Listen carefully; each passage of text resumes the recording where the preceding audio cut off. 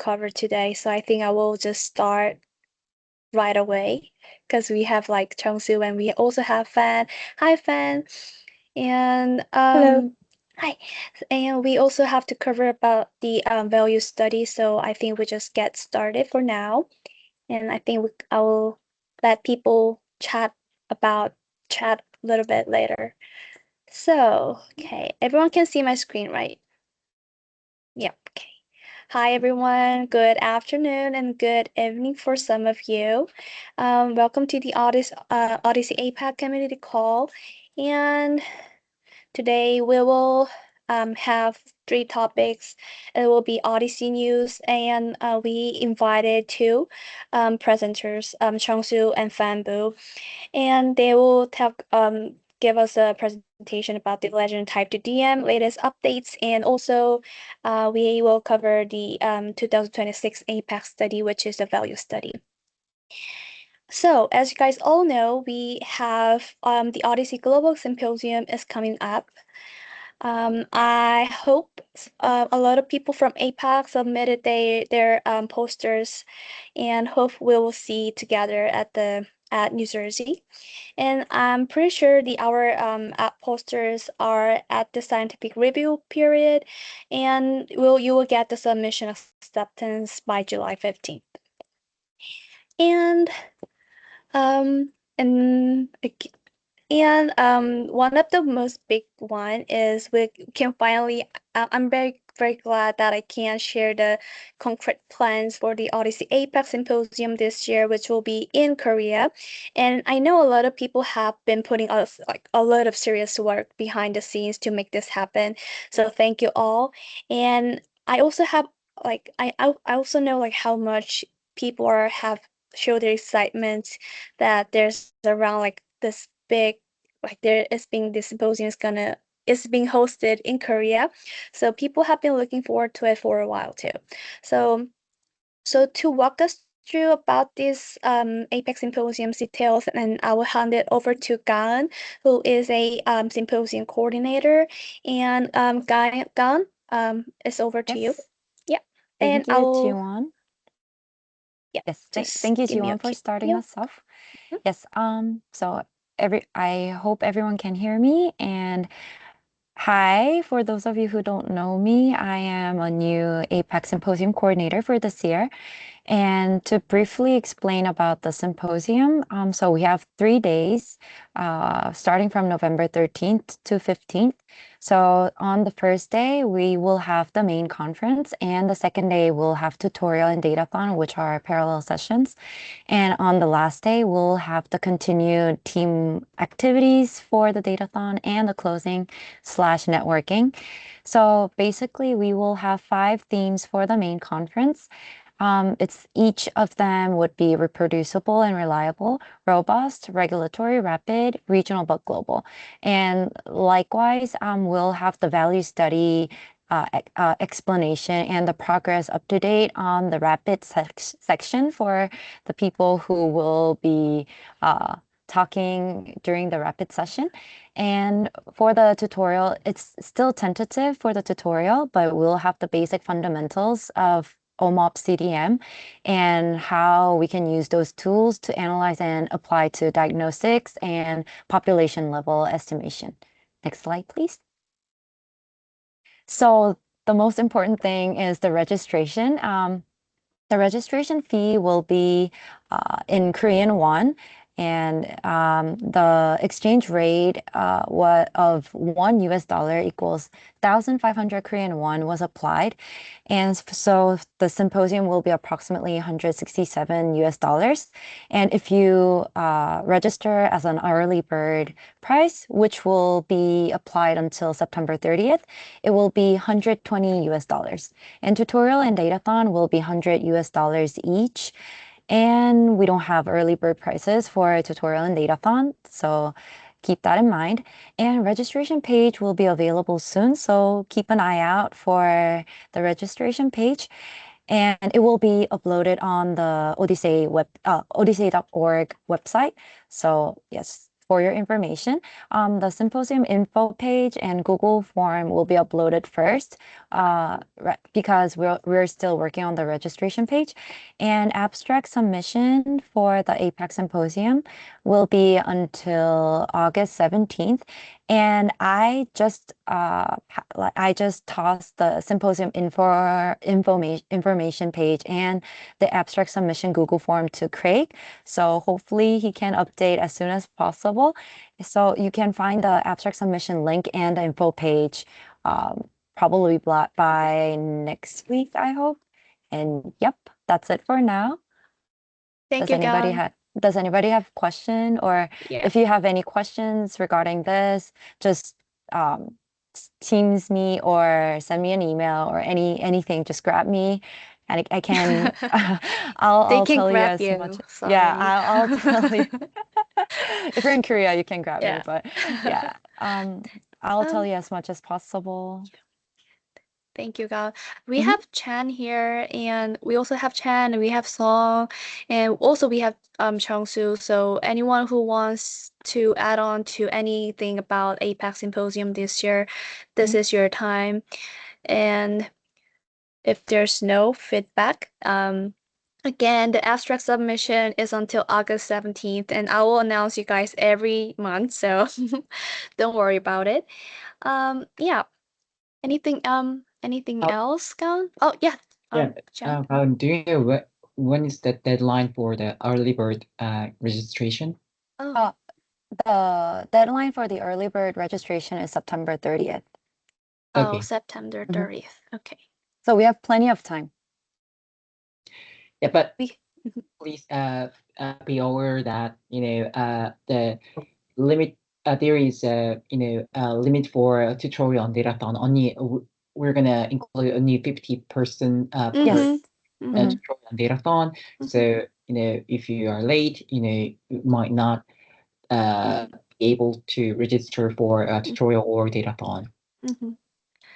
Okay, people, datathon and tutorials are limited. Only 50 people can join, so whoever register first, you get the ticket, okay?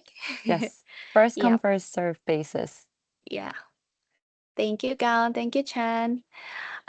Okay, then I will move on to our next topic. So before it's my kind of promotion about the survey that I've been working on recently. So I will really take a few minutes today to introduce about this survey, and I hope really like some of you can find interesting.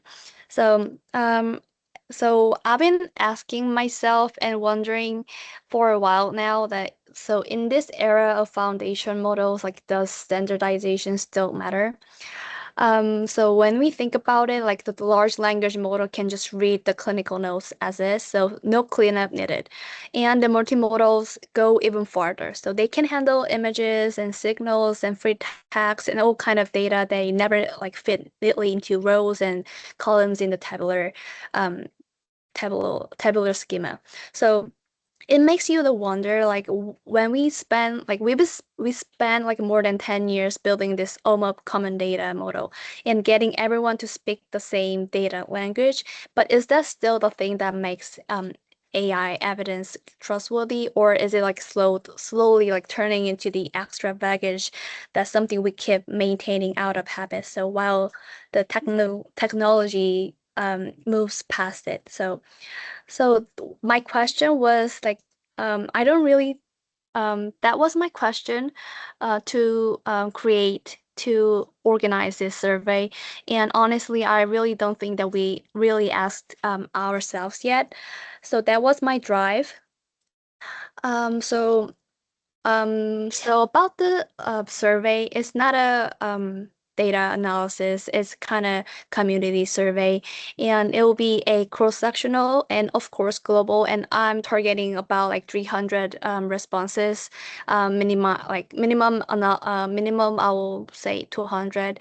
And about the recruitment, so Odyssey forums and like the community call and scientific forum, and I will send out to a lot of people too.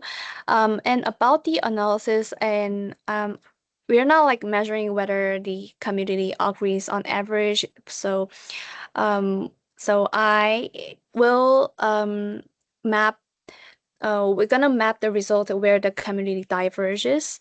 So by AI integration level or vision or roles or people's tenure. So I think that's where the interesting story starts because it will like a lot of responses will be different between AI integration level or where they live or what's your role and what's your background. So I will the survey will separate it by 6 sections A to F and the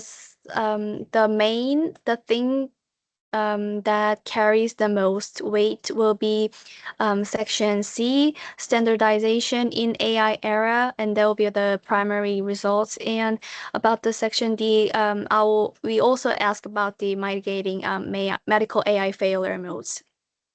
So the survey will take about like 8 to 10 minutes, I guess. So it's your coffee time. So anyone who wants to know what community really thinks about the foundation model in this medical AI era, please come in and join the survey. Um, to say the why your voice really actually matters in this community, we have like quick 3 reasons. First, it grounds the real decisions. So the results will give working groups and the steering committee a data grounded basis for their prioritization in this medical AI era. And second, it will be a fully transparent. So I uploaded all this protocol and instruments in the GitHub, and about the results, I will if I'm lucky, I think I hope I could give a presentation um, at the global symposium.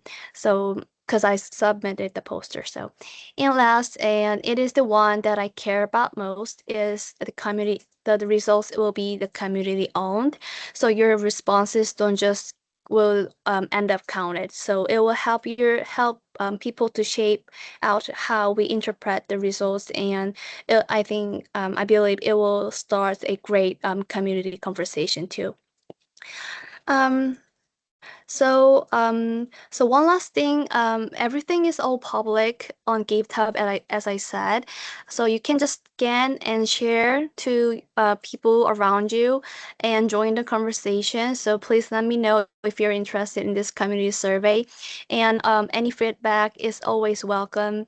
And this blue box right here, it will go right to the Google Forms. So you can just start now or after the call. And if you have any questions about the questions or need more clarification, you can just ask me by email or Teams or anything. Thank you, guys. So to provide more context of this survey, I think there is a tension for in terms of standardization. So some say that we don't need to standardize the medical data anymore because there is an LLM that can standardize everything. So we do not need a Mobsidian anymore. Others also say that we need a standardization for advance of medical AI. So that's the reason why we conduct this survey, and I hope you to take a moment to participate in. Thank you. Thank you, Chan. Okay. So now this is our main agenda of today's community call, and I'm very glad that I could introduce Chungsoo and Fan to give us the latest updates of the Legend Type 2DM project. So, all you guys might know about Legend Type 2DM. So it is one of the Odyssey's flagship study series, and the exciting part, and we is that we've got 2 papers to celebrate today, and one is in JACC, Journal of American College Cardiology, and one is Nature Communication, and both got accepted in 2026, so it's very new. So first of all, let's give them a huge congrats to the team. And um, so and also, I'm very lucky to have both authors with us today. First, Fan Bu. She is assistant professor in biostatistics in University of Michigan, and who joining us across a pretty rough time in time difference. So thank you, Fan, again. And and also we have Chungsoo. So honestly, someone who needs to someone who doesn't need an introduction here. So he's an assistant professor at Aja University and driving a force in Odyssey community, not just in APAC, but across the global too. So I'm very glad, and I know you guys all glad to have Chungsoo and Fan today. So without a further ado, I think we'll get right away to Fan, I guess. Fan, whenever you're ready, you can toss over. Yeah, sure. Yeah, I will toss over Thank to you. Let me start by sharing my screen. Mm-hmm. Yeah, so please let me know if you cannot see my screen here. I can see it. Okay, Perfect. great. Yeah. All right, so thank you so much, Jiwon, and for everybody for inviting me here. It's really a great pleasure to be part of this meeting. So in fact, I'm actually traveling in East Asia, so this time is perfect for me. As Jiwon already introduced, this is one very recent publication from the very large-scale LEGEND Type 2 diabetes study. So before I get started, I really want to acknowledge all my co-authors, including Chungsoo, who's here today as well, whose names are listed here, as well as all the LEGEND collaborators who joined our journey from the very beginning. So just to do a very brief recap of the LEGEND Type 2 diabetes and the overall LEGEND framework, in case you're not familiar with this entire umbrella initiative. So the LEGEND Type 2 diabetes is a very large-scale study that aimed at comparing the effectiveness and safety of many different second-line treatments for type 2 diabetes. So here we adopted a many exposures, many outcomes approach where we try to compare all the combinations of drugs outcomes under different epidemiological designs. So the goal here is to produce a very large set of interesting evidence, and then we broke them up into edible pieces and published them in scholarly journals. So the drug classes that we compared in this study are 4 of those second-line treatments: GLP-1 receptor agonists, SGLT2 inhibitors, DPP4 inhibitors, and sulfonylurea. So GLP-1 and SGLT2 are 2 drug classes that appeared on the market sort of later than the other 2 drug classes. And some of you may have heard about some of those very popular ingredients. For example, semaglutide as a GLP-1 receptor agonist, and for example, empagliflozin and dapagliflozin as SGLT2 inhibitors.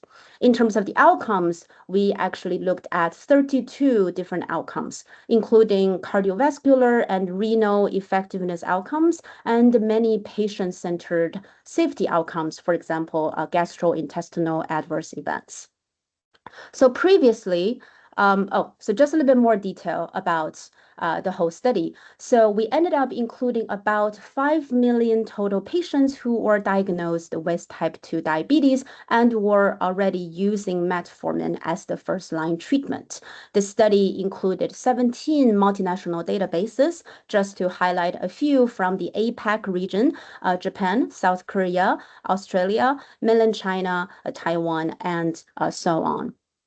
So previously, we already published several papers from this very large-scale umbrella study. So the two screenshots on the right-hand side are highlighting just two of those recent publications. In one of our main study paper, the one on the bottom right, also published in JACC a couple of years back, this paper reported the overall class-level comparison findings in terms of the cardiovascular benefits of those second-line treatments. So overall, we found that the GLP-1 receptor agonists and SGLT2 inhibitors as drug classes are very similar in terms of their cardiovascular protectiveness, and both of those are superior to the older drugs type DPP-4 inhibitors and sulfonylurea.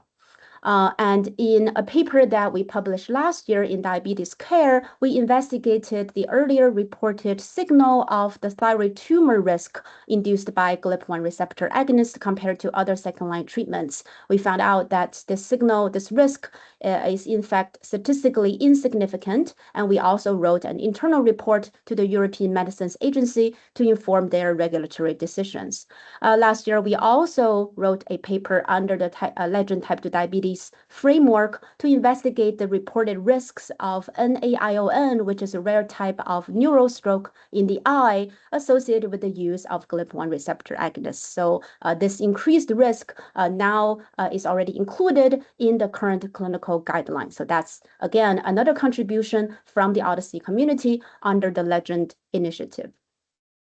So one thing here that some of you may already be aware of, but I still like to point to, is the challenge associated with doing the LEGEND type study using observational healthcare databases. So obviously the clinical gold standard is to use randomized target trials where we randomize non-users to target drug users versus non-users or comparator drug users where the risk difference of the outcome of interest can truly represent the causal relationship between the difference in exposure and the difference in outcome. But here we can only use observational databases, for example, insurance claims, electronic health records, perhaps also registries in some countries and regions where the users who are using different drugs may be fundamentally different in terms of their characteristics. And those characteristics can be called confounders in causal inference language. So that means directly comparing the risk differences in the clinical outcomes could just be comparing oranges with apples that could induce a lot of bias and could induce very bad conclusions. And so here we actually used sort of standard best practice causal inference approaches using propensity score adjustment strategies to adjust for the differences in those patient characteristics so that after the analysis, the risk ratios between the outcomes that we care about can truly reflect the risk ratios due to the difference in the treatments. So here, one highlight is that we not only compare the target drugs with non-users, we actually compare target drugs with active comparators. So that's kind of closer to the clinical context when a patient must use a treatment, we just need to choose which one is better. And so building on to the previous class level comparison work, and in fact, Chungsoo will later on present some new interesting results also from the class level comparisons. So this work here that I'm presenting is about sort of digging one step further, thinking about what might be the differences between the individual drugs, between the individual ingredients within each drug class and between different drug classes. In this particular manuscript, we focused on the two drug classes that have been reported to have cardiovascular benefits. So those two drug classes are of higher clinical interest. And we also chose to focus on cardiovascular effectiveness outcomes only, just so that we can have a more focused clinical story to tell. So here we looked at 6 agents belonging to the GLP-1 receptor agonist drug class and 4 agents belonging to the SGLT2 inhibitor drug class. So just to name 2 most widely used ingredients under each class. For the GLP-1 receptor agonist, semaglutide and dulaglutide were most commonly used in the cohorts that we looked at. And for SGLT2 inhibitors, empagliflozin and dapagliflozin were the most widely used among the cohorts that we looked at. In terms of the clinical outcomes, for cardiovascular protection, we looked at two primary combination outcomes. The 3-point MACE, so that's a combination across acute MI, stroke, and cardiac death. And we also looked at the 4-point MACE, which additionally included hospitalization or ER visit with heart failure. And then as secondary outcomes, we also examined those 4 individual MACE components. So this study, between those 2 drug classes and with those outcomes, we actually looked at 1.2 million new users of second-line drugs who were diagnosed with type 2 diabetes and were already using metformin. And we included 10 multinational databases. You may notice that this number is smaller than the 17 that I initially mentioned. This is because we had to work with a much smaller sample size in many databases. Some of those newer agents were not as widely used. So that's why the number of databases we included here is slightly smaller. And so we used the propensity score adjusted Cox proportional hazards model within each database to estimate the hazard ratio between the target user group and the comparator drug user group for each outcome. Then we meta-analyzed those hazard ratio estimates to produce overall effect estimates. So just to present a little bit of results using the rest of the time. So the first group of findings I would like to present is the overall trend of drug usage for those ingredients under those 2 drug classes. So here I'm looking at the two most commonly used ingredients under each drug class as representatives. So overall, the main finding here is that we indeed see sort of substantial increased proportional usage of those newer cardioprotective agents in the last 1.5 decades. So that's mainly because the introduction of those newer agents were in the last decade or so. And that trend is particularly significant among the United States databases.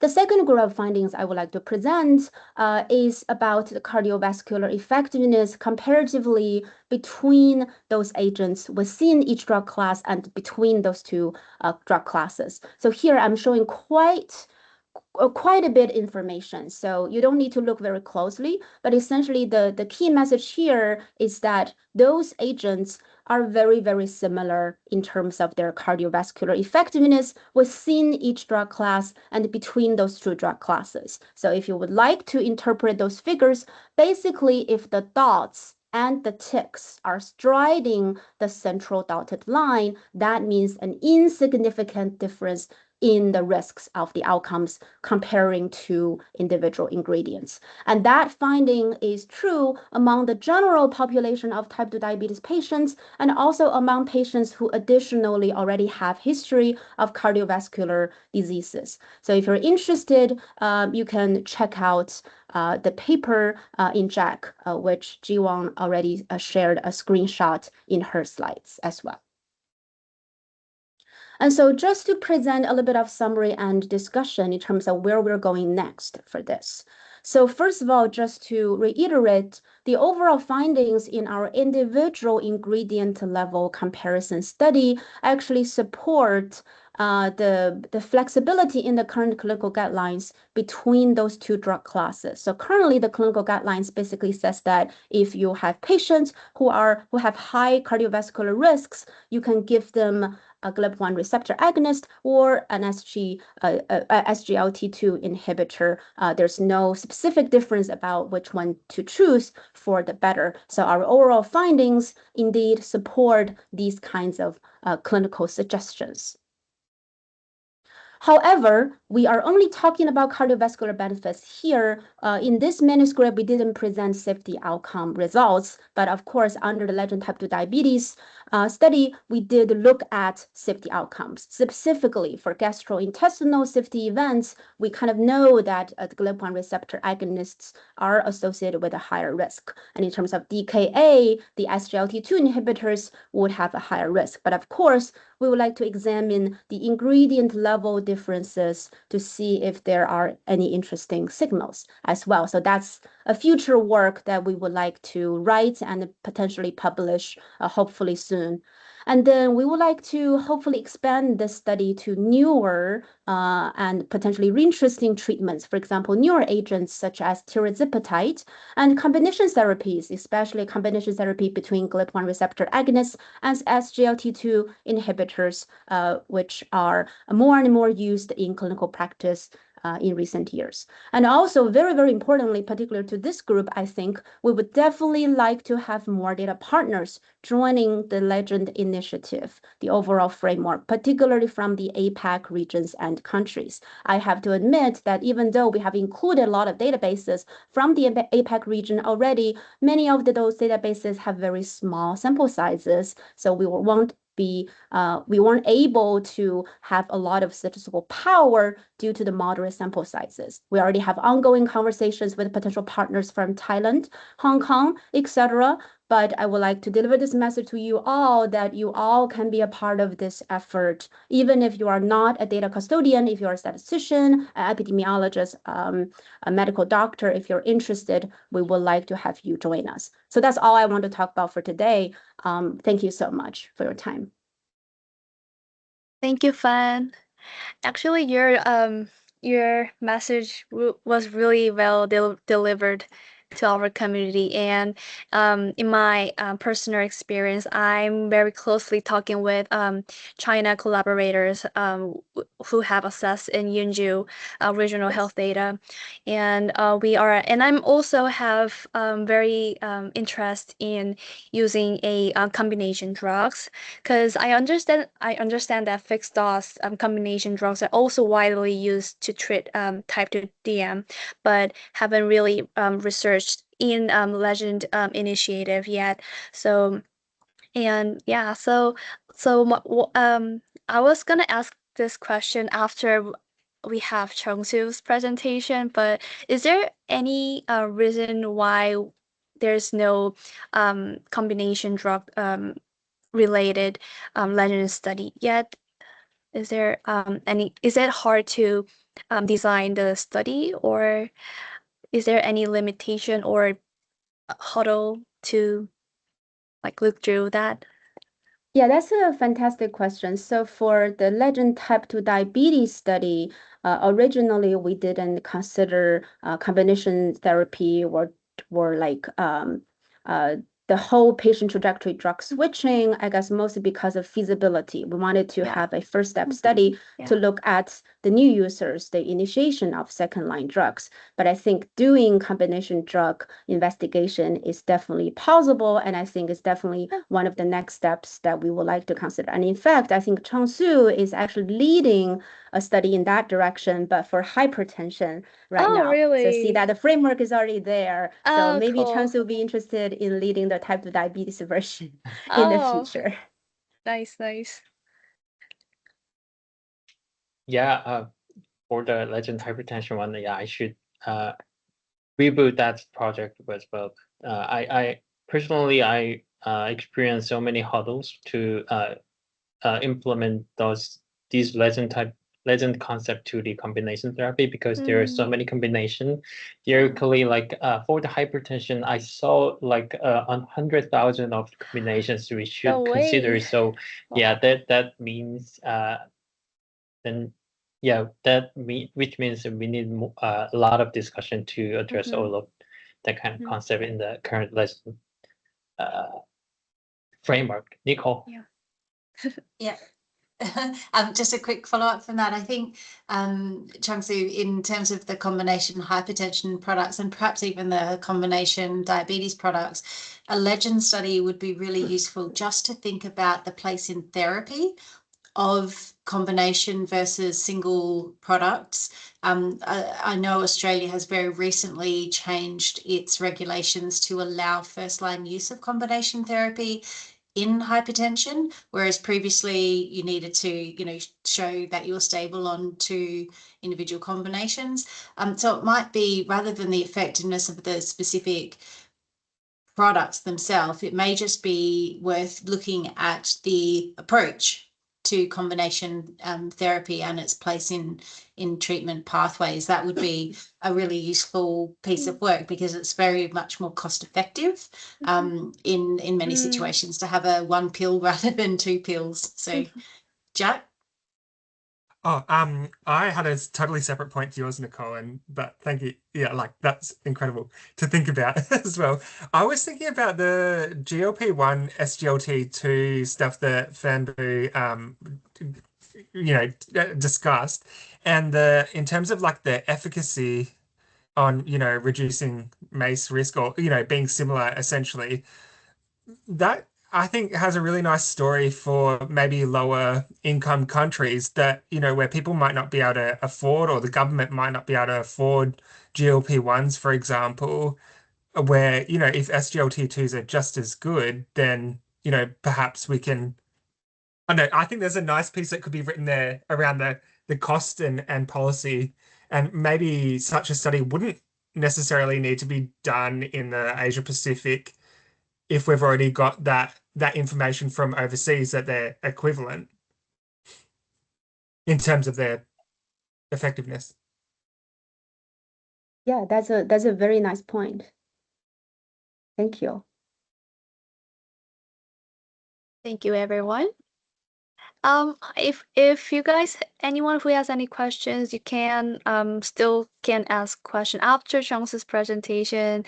Thank you, Fan, again. And that's really fantastic work. And I'm really looking forward to collaborate with APAC and Global too. Thank you.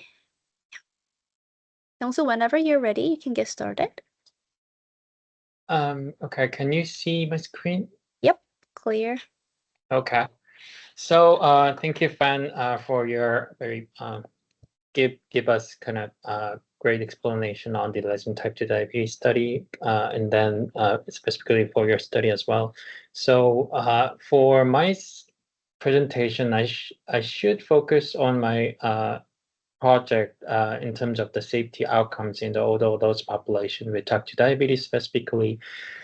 So before jump to the result, maybe I can give you some kind of brief background. So why we decided to focus on the older adults population. So actually, the older adults population have way more diabetes prevalence than the middle age group, and then they also experience multiple comorbidities, polypharmacy issues, and frailty. Those can impact diabetes management and diminish the quality of life based on the ADA guidelines. And usually, the older populations is underrepresented in the randomized controlled trial. So that's why we decided to focus on the older population. And also another reason we are trying to focus on the safety outcome was that older adults are way more vulnerable to the safety issues, which can lead to worse diabetes outcomes. And but the safety issues are generally hard to investigate in the clinical trial because of the event rate, because the low event rate, and also often overlooked compared to the efficacy or effectiveness outcomes. So based on the previous literature, we only found some kind of limited evidence on the safety profiles between the anti-hyperglycemic agents. For example, a systematic safety profiles from the I think that was from the ACP guideline, but they only suggest very limited data, usually focused on the hyperglycemia. So that's why we decided to investigate the safety outcomes in the older adult populations. So our objective was to determine the comparative safety of the second-line anti-hyperglycemic agent among adults with type 2 diabetes. So our study also the part of the LEGEND Type 2DM initiative project. So our results are based on the subgroup result on the whole project. So our result were made based on the older adults population subpopulation from the LEGEND studies. So our study population was older adults, patients who over 65 years old with type 2 diabetes, and other criteria is all in line with the general LEGEND type 2 diabetes criteria. And we try to compare every combinations of the anti-hyperglycemic agents, for example, SGLT2 inhibitor versus GLP-1RA, SGLT2 inhibitor versus DP4 inhibitor, etc. For the outcome, actually, we plan to include all the patient-centric safety outcomes, 22 outcomes, consisting metabolic and endocrine complications or organ system complications or cancers and systemic complications, but we decided to report cancer outcomes separately in another paper. So for our study, we only include 18 safety outcomes, except the cancer outcomes.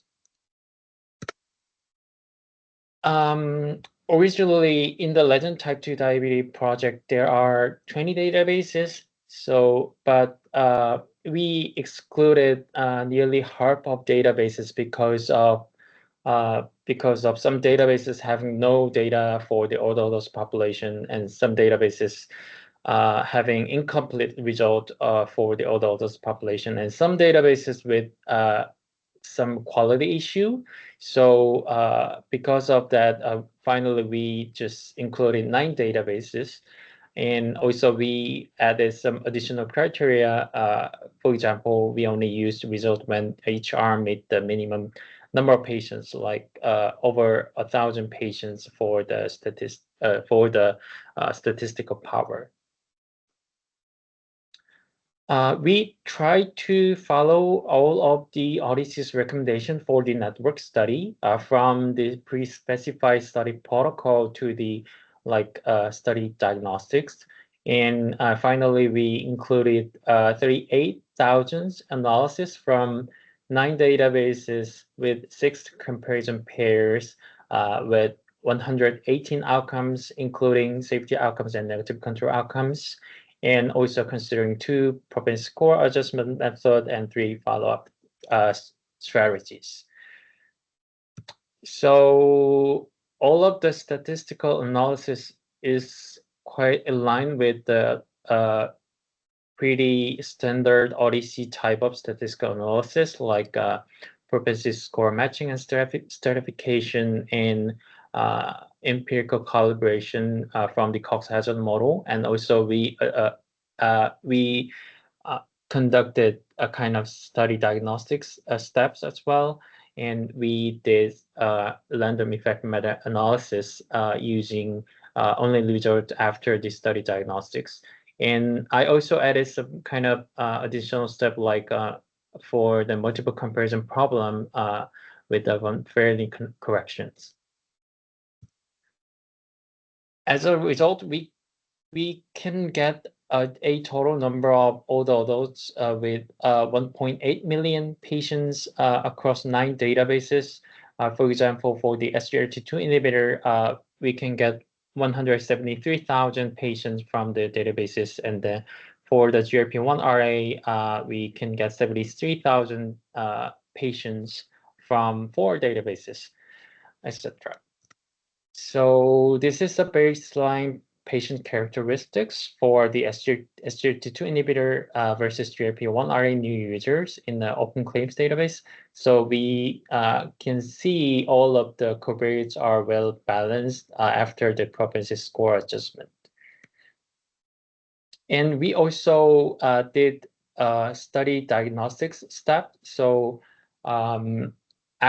we only combine the result after combine the result which passed these diagnostic steps for the meta-analysis, and it was quite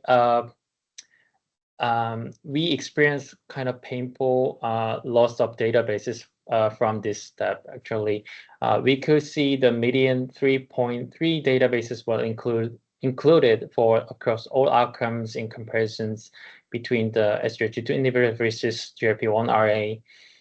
And you can see in the comparison between the GLP-1 RA versus sulfonylurea, we found that the most databases were dropped by the study diagnostics, then only one database across all outcome was included in the final result. That was the US open claims data, which have a largest number of patients later than the other databases. This is the final result, meta-analytic result from our primary setting. The figure is so tiny, so I will split in the next slide. For understanding this figure, if the point and bar shift to the right side, then favoring the right agent, it means left target drug have higher risk on the outcome than the right comparator drugs. So since the sulfonylurea is known to cause weight gain, the abnormal weight gain have occurred more in the sulfonylurea than others.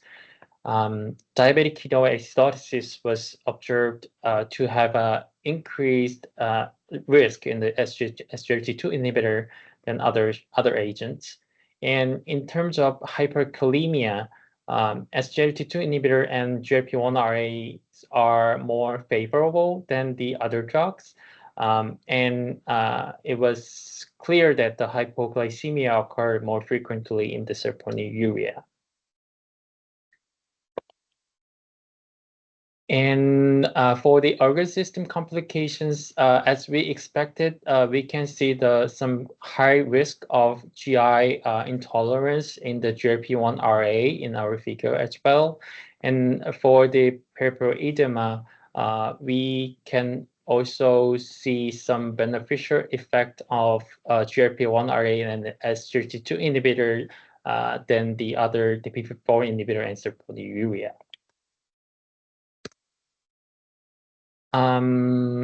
Yeah, so we intentionally excluded the cancer outcomes in this figure, but for the venous thrombosis embolism, some signals of beneficial of GLP-1 RA than other agents, but the magnitude of that signal was not that strong. So for this study, we have several highlights point. So although with type 2 diabetes, the safety profile of each second-line agents were very diverse.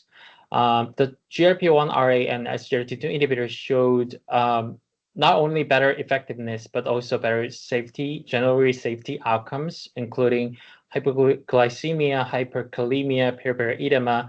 Those are very important to the older adults population for their diabetes management. But there were also unique challenges for those agents. SGLT2 inhibitor showed very elevated diabetic ketoacidosis, and then GLP-1 RA showed also high risk of the GI adverse events, which may affect drug compliance and continuity of the diabetes care in the older adults. So, and we have some novelties in this project. Even though most of the results are quite reassuring, actually, but a high direct head-to-head safety studies between the drug classes with these kind of large sample size is still very novel. And so we feel like this result fill the gap in the evidence regarding the older dose population, which generally underrepresented in the RCTs. And another novelty was that we applied very sophisticated analysis pipelines to enhance the quality of the observation study. But we still have some limitations, like fundamental problem of the observation study. And I don't know you saw the follow-up period in the previous slide, but our study population's follow-up period was quite short, less than 6 months. So that was pretty major limitations. And we couldn't include the neuropsychiatric outcomes because at the stage of the protocol development, we didn't consider the neuropsychiatric outcomes. So under the current situation, it seems the neuropsychiatric outcomes are quite controversial, but in our paper, we couldn't include those outcomes. So that was the limitation.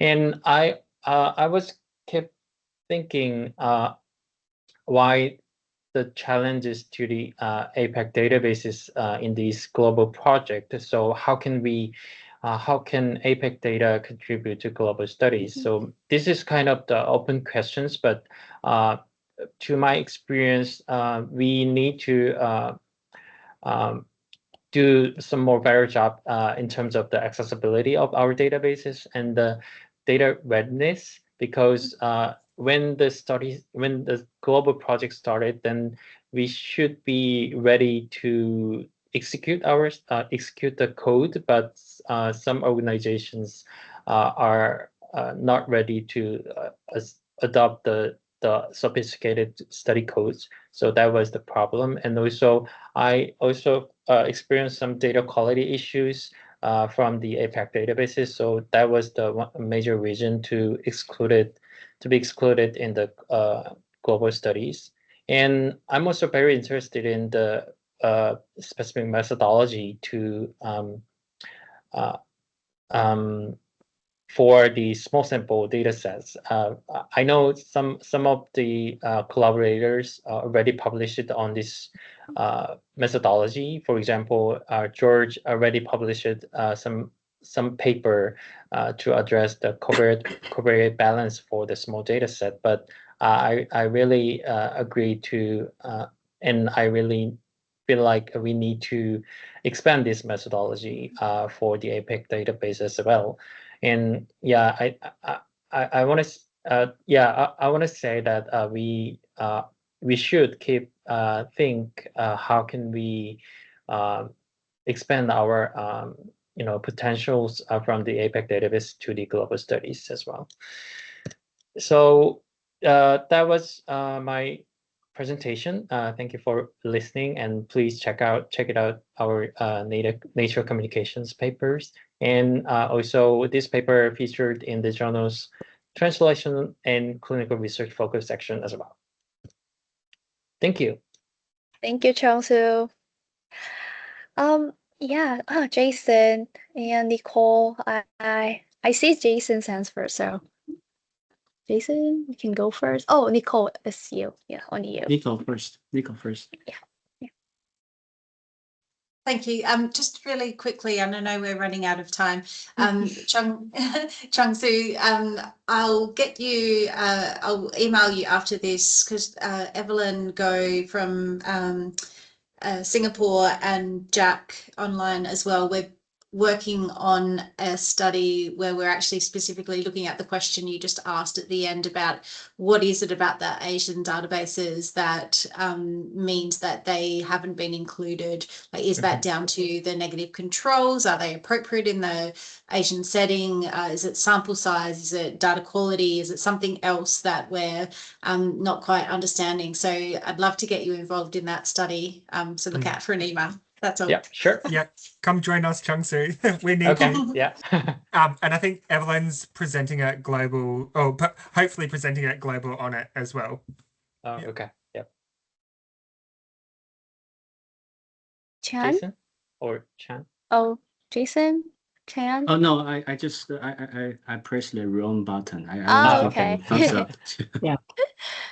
Me, No I worries. yeah. Mhm. Sorry. Oh, Oh, Chan either. Chan. Oh, okay. So as the legend study getting mature, I believe like there's a lot of questions about like as Nicole and Chungsoo also said, like there's a like question rising about the why APAC or small data sets are not include like they're trying to find the solution or the reason about these small samples.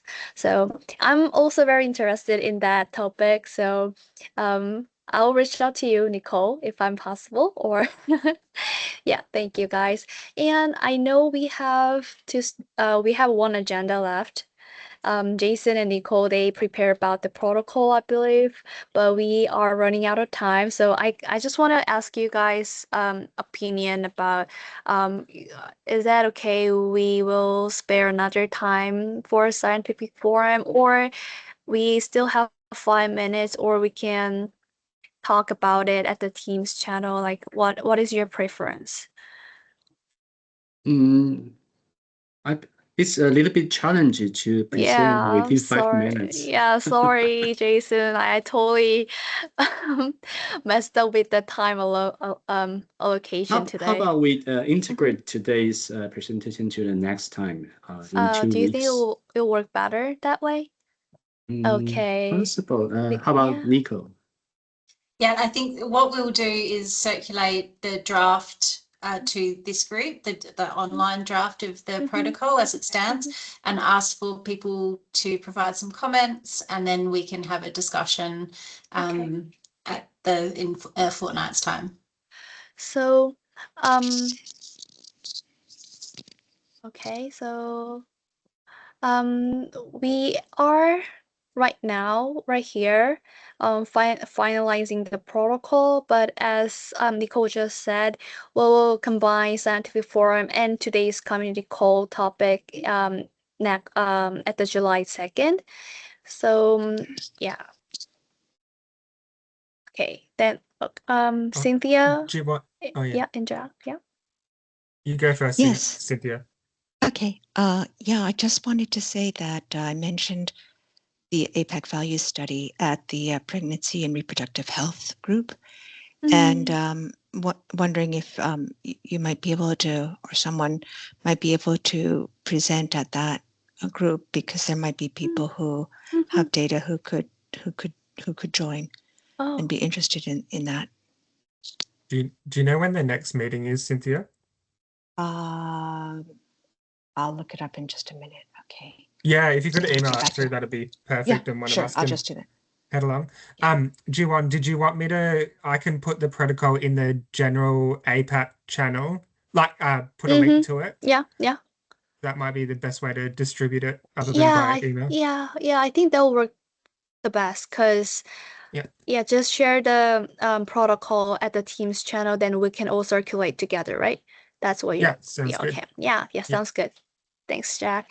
So we'll keep this track as it is, and thank you guys all for joining our call today. And we have a lot of topics and conversations, so I'm very happy that we could talk about it and expand our ideas in research together. And if anyone who wants to add on before we end up today's call. Thank you, Fan, again. That I'm glad that you didn't have any time different challenging today. Hope you finished your travel very well, and hope to get to see you someday at the Global or APAC or anywhere. Thank you, guys. Thank you. Yeah, thank you all. Thank you all. Bye. Bye-bye. See you Bye. next month. Bye. Thank you, guys. Bye. Bye-bye.